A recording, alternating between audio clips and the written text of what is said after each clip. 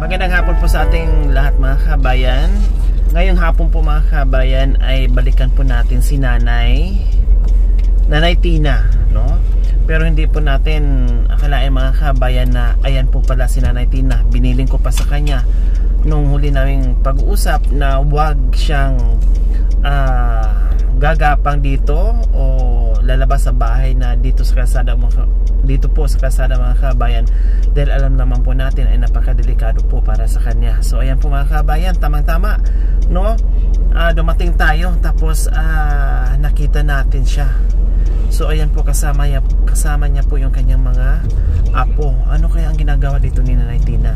Bakit nandito siya sa kalsada gumagapang?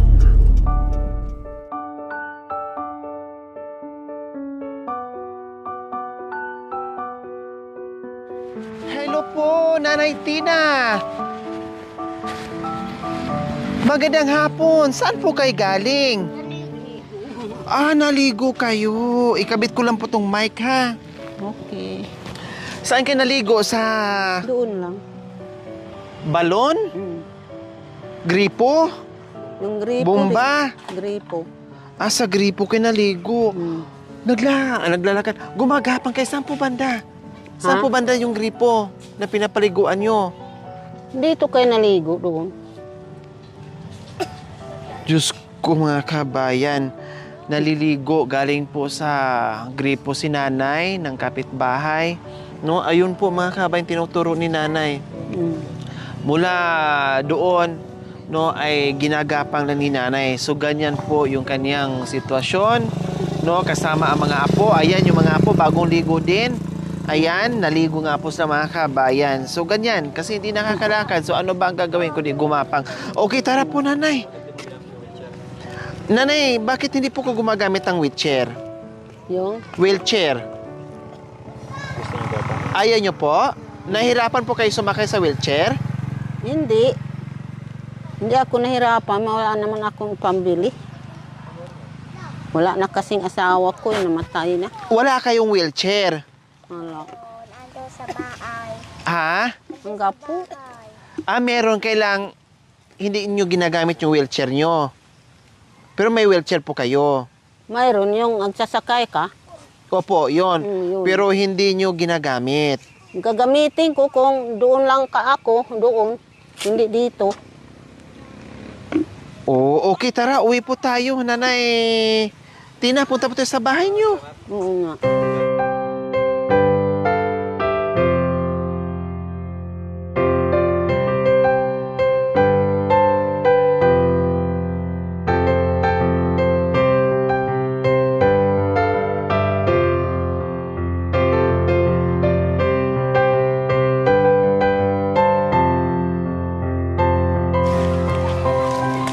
So, ayan po mga kabayan, meron parang wheelchair. Ayan no, maayos naman yung wheelchair. Kailang si Nanay medyo hindi nagsasabi ng katotohanan.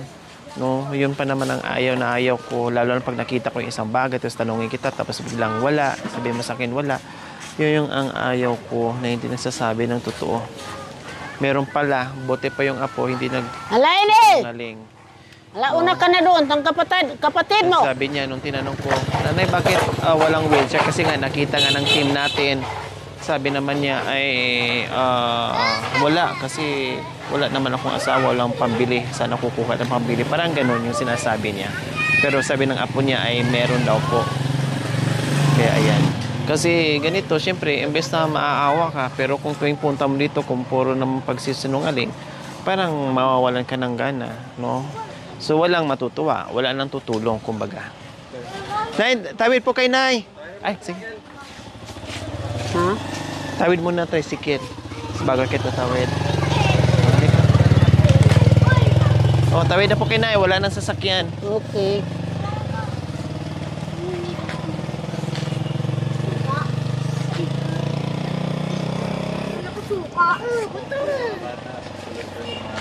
Dito po, Nay. Lagpas na po kayo. Dito po. So, yun ang ano ko. Hindi, nandito po yung bahay nyo, Nanay. Ito po, bahay nyo.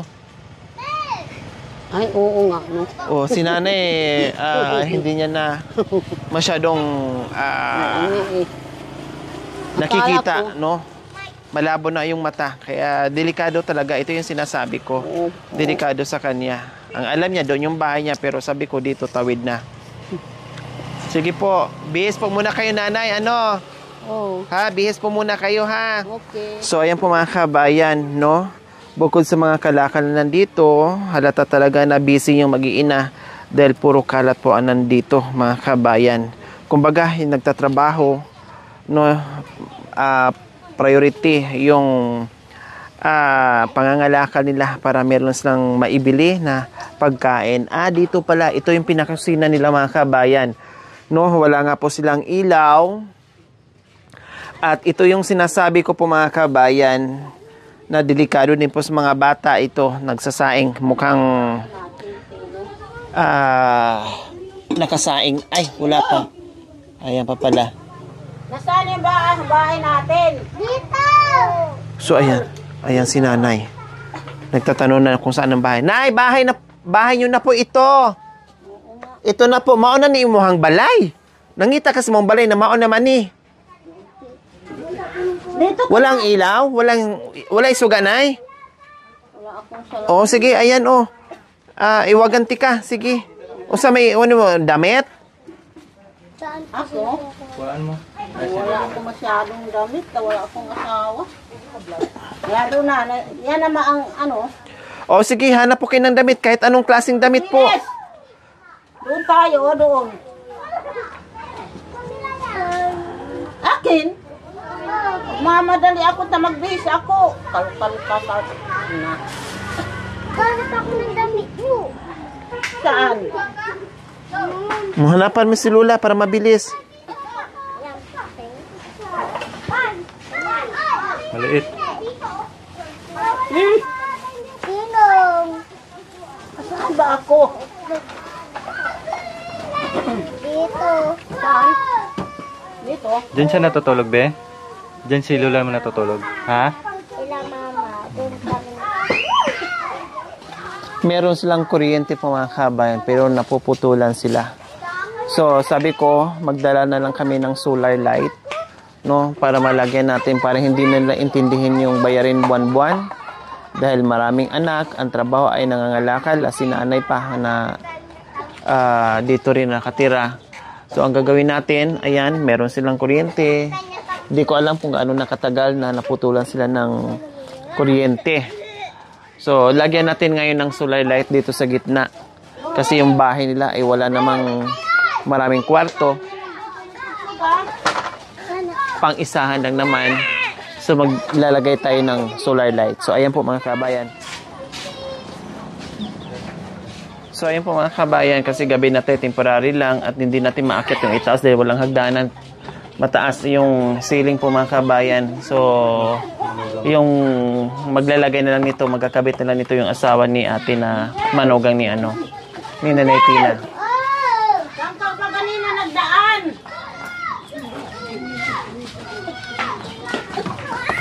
Basta maitali lang natin at mailagay yung ilaw. Yung panel kasi kailangan talaga doon sa nakatutok kung saan yung araw. So, hindi natin alam kasi hapon na, gabi na, magagabi na. So bahala na si kuya nito maglipat.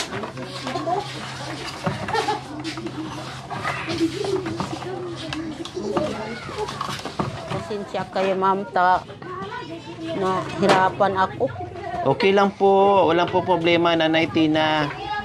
Nandito po kami kasi lalong nagpapahirap sa inyo, malabo na yung paningin nyo. Tapos request ng inyong kapitbahay, no, na kapag sabi sa amin na wala kayong ilaw, pinunta namin dito, sinadya po namin talaga dahil nag-aalala ako lalo nung sinabi sa akin ng kapitbahay nyo na wala kayong ilaw, no? Tapos nung nakita kita kanina, ay lalo ako nag-alala dahil malabo po pala ang paningin nyo, hindi nyo na alam kung saan yung bahay nyo kasi galing kayo doon, naliligo.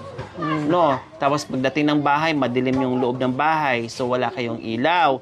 So ngayon, nakikita nyo po yung may kinabit kaming na may ilaw na tayo. Ayan, nakikita nyo po yung solar. Ayan po, may solar po tayong kinabit dyan para hindi kayo mahirapan at papaano ay mayroon kayong ilaw sa gabi.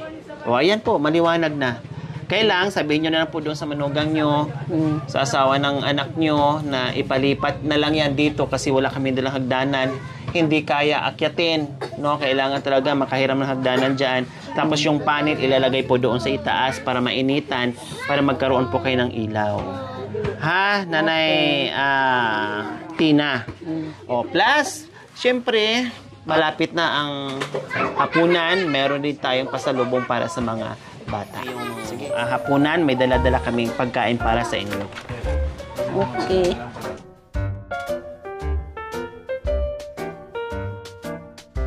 Ito, Nay. Sa'yo, Nay. Salamat.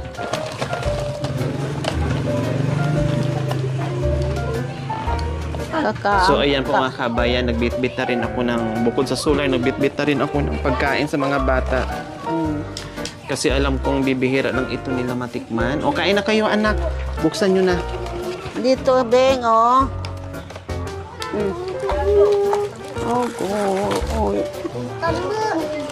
Kain na. Kain na, O, ito po sa inyo, Nay.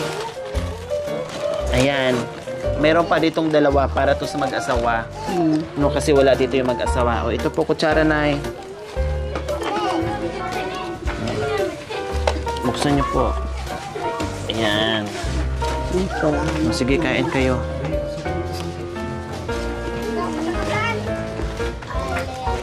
Ito po yung kanin, Nay.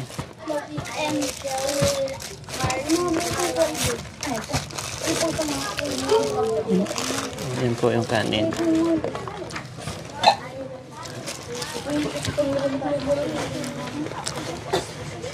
Kain kayo sa... Sige po. Okay lang po. Kain po kayo. Salamat po.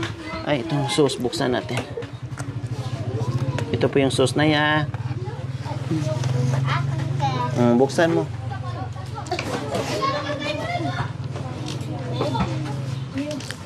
Basta wala dito yung anak ko. Ay, wala mas lang ano. Doon sa asawa niya.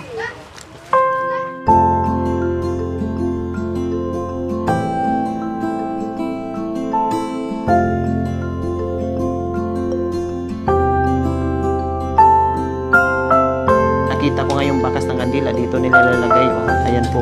Ito be, yung ginagamit yung kandila na. So, ayan po mga katayan. Ayan. Yung mag-asawa, hindi pa natin alam kung anong oras darating. Magugulat na lang yun na may liwanag na yung bahay nila. Pero pagdating lang, meron na silang pagkain. Para to kay mama mo ha. Saka kay papa mo ha. Dalawa po ito.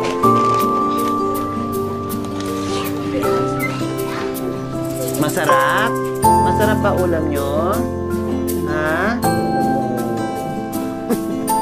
Kasama ko na naligo. Opo. Doon kami naligo. Natatakot ako, Nanay, kasi makukulit o malilikot yung mga apo nyo. Tapos kayo din, malabo na. Yung paningin nyo, kaya delikado, dobling, risky. Sa'yo, very risky. Sa mga apo nyo, very risky din. Hindi naman makikilot. O hindi makilot. O anto. Hindi sila pasaway. Pag hindi kayo pupunta doon, hindi kayo makakaligo din Saan? sa gripo. Kailangan yung gumapang papunta sa gripo para makakaligo kayo, makaligo din ang mga apo nyo. Kami nga naligo lang. Wala kayong tubig po dito, nanay? Nag-iigib po talaga kayo? Babagsak na to. Baka mabagsakan kayo dyan, ha? Dito, lipat na lang, mababagsak to. Pati si nanay, gusto niyo yung pagkain. Mamaya na ito. Ha? Mamaya na. O baka kainin ng aso, ha? Wala Ayan po po, nanay, kasi may balikan kasi kami dito banda, no? Kaya sinabay ko na talaga yung solar kasi ito yung pinaka-importante. So, ayan po mga kabayan, nabigyan natin noong nakaraan, ayudahan natin si Nanay Tina, and then sinabay ko lang dito sa babalikan ko, nilagyan natin ng solar lights, plus itong pagkain ng mga bata pang dinner nila. So, hindi na po ako magtataga, Nanay Tina, ha, kasi meron pa akong vlog dyan na isa na bisitahin din po namin, ha. May ilaw na kayo, hindi na kayo mahihirapan. Sa susunod po, pag maligo kayo, ay huwag kayong magpagabi kasi malabo na po pala ang paningin nyo. Kanina, ay nagtaka ako sa inyo, dito yung bahay nyo, pero talagang dire-diretso pa kayo doon. Ha? Okay, sige po. Bye-bye po, nanay. Bye kayong lahat. Opo. Bye-bye. Tara. Bye-bye. Bye. O, kain lang kayo dyan, ha? Okay, tara. Ate.